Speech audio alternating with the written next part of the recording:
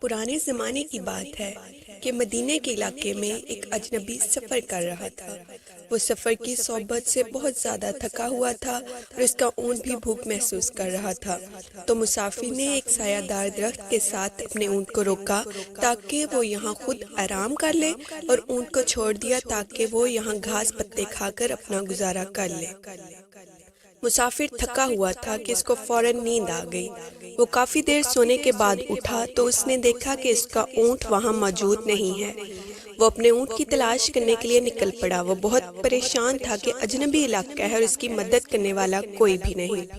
وہ مسافر اپنے اونٹ کی تلاش میں ایک سرسبز علاقے میں چلا گیا۔ اس نے باغ میں دیکھا تو اس کا اونٹ وہاں موجود تھا اور اس اونٹ کی طرف ایک بزرگ جا رہا تھا۔ وہ مسافر دوڑا تاکہ اونٹ کو پکڑ لے، مگر اس بوڑھے نے اس اونٹ کو ایک پتھر مارا اور وہ پتھر اونٹ کی آنکھ پر لگا، جس سے اونٹ کی آنکھ پھوٹ گئی۔ مسافر کو بڑا دکھ ہوا۔ اس نے وہی پتھر اٹھا کر اس بزرگ کو دے مارا۔ پتھر کا لگنا تھا کہ بوڑھا مر گیا۔ بوڑھے کے دو بیٹے وہاں باغ میں کام کر رہے تھے۔ انہوں نے اس مسافر کو پکڑ لیا۔ وہ دونوں لڑکے اس قاتل کو لے کر خلیفہ کی عدالت میں آ گئے اور انہوں نے دعویٰ کیا کہ اس جوان نے ہمارے باپ کا خون کیا ہے اور یہ ہمارے باپ کا قاتل ہے۔ سیدنا حضرت عمر فاروق رضی اللہ عنہ نے جب اس جوان سے پوچھا تو اس نے بھی اقرار جرم کیا۔ خلیفہ نے اس مجرم کی طرف دیکھا اور بڑے نرم لہجے میں دریافت کیا، کیا تم ان دونوں بھائیوں کا بیان سن چکے ہو؟ اب تم اپنے اوپر لگے الزام کا جواب دو، اپنی صفائی پیش کرو اور اپنے حق میں گواہ پیش کرو۔ ملزم بڑے اعتماد سے، امیر المومنین، بس اس کے والد نے کوئی ایسی بات کہی تھی جس سے میں پاگل ہو گیا اور میں نے اسے پتھر مار دیا اور وہ مر گیا۔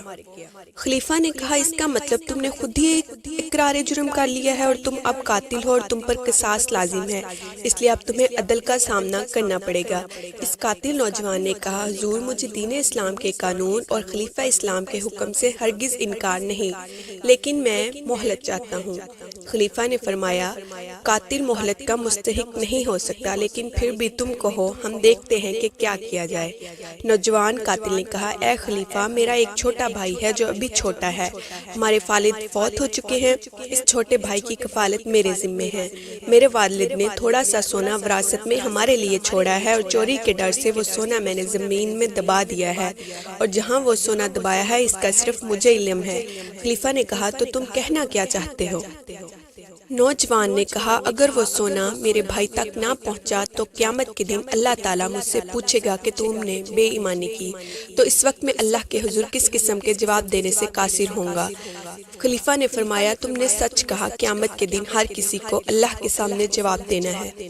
نوجوان نے کہا، میں چاہتا ہوں مجھے 3 دن کی مہلت دی جائے تاکہ میں اپنے اس فرض کو پورا کر سکوں، اپنے بھائی کا مال اس کو دے آؤں اور اس کو کسی اور کے سپرد کراؤں۔ یہ بات سن کر حضرت عمر کی گردن جھک گئی۔ وہ سوچنے لگے کہ کیا کیا جائے۔ خلیفہ کی سمجھ میں اس کا حل آ گیا تو انہوں نے کہا کہ برخودار، تم کو اجازت دی جا سکتی ہے، لیکن شرط یہ ہے کہ تم اپنا کوئی ضامن پیش کرو۔ اس نے کہا، عالی جاں، میں ضامن کہاں سے پیش کروں؟ میں تو اس علاقے میں اجنبی ہوں۔ یہ سن کر نوجوان نے حاضرین کی طرف دیکھا۔ تمام حاضرین خاموش تھے۔ اس جوان کی نظر ایک خوبصورت اور روشن چہرے پر آ کر رک گئی۔ وہ جوان خلیفہ سے، حضور، یہ بزرگ میری ضمانت دے گا۔ خلیفہ نے کہا، اگر یہ ضمانت دیتا ہے تو مجھے کوئی اعتراض نہیں۔ اس روشن چہرہ والے بزرگ نے کہا، میں جوان کی ضمانت دیتا ہوں۔ خلیفہ نے کہا، اے جوان، تم کو 3 دن کی مہلت دی جاتی ہے۔ تمہیں اس دربار میں چوتھے دن سورج کے غروب ہونے سے پہلے آنا ہوگا۔ اب تم جا سکتے ہو۔ جوان نے کہا، انشاءاللہ میں وعدہ پورا کروں گا۔ خلیفہ کو سلام کر کے وہ جوان چلا گیا۔ اس جوان کو گئے ہوئے آج 4 دن ہو گئے ہیں۔ لوگوں کی تشویش میں اضافہ ہو رہا ہے۔ وہ روشن چہرہ بزرگ اسی طرح حشاش بشاش ہے۔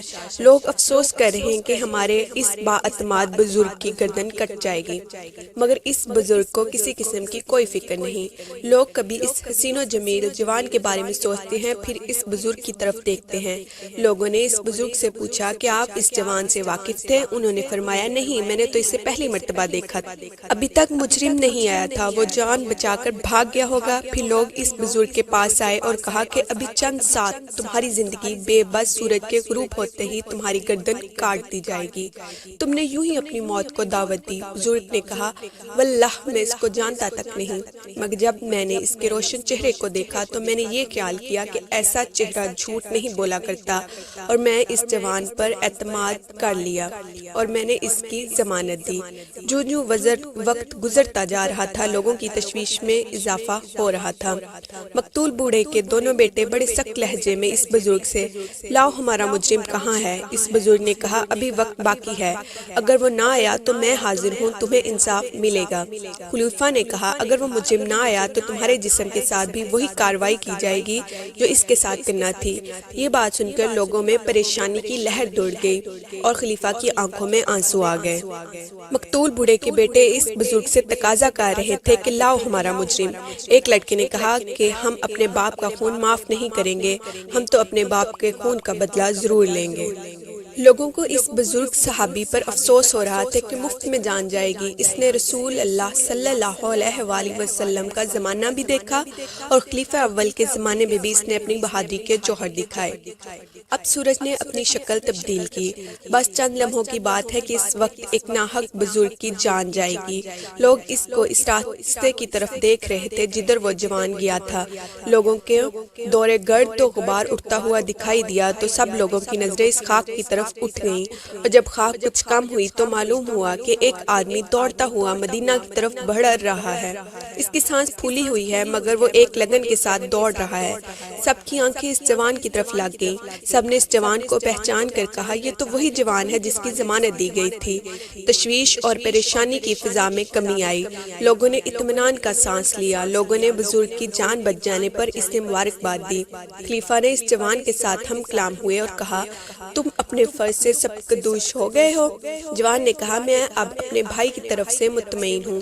میں اپنے بھائی کا ولی اپنے ماموں کو بنایا ہوں اور وہ اس کی کفالت کرے گا، اور اپنے سونے کی جگہ بھی اس کو بتایا ہوں۔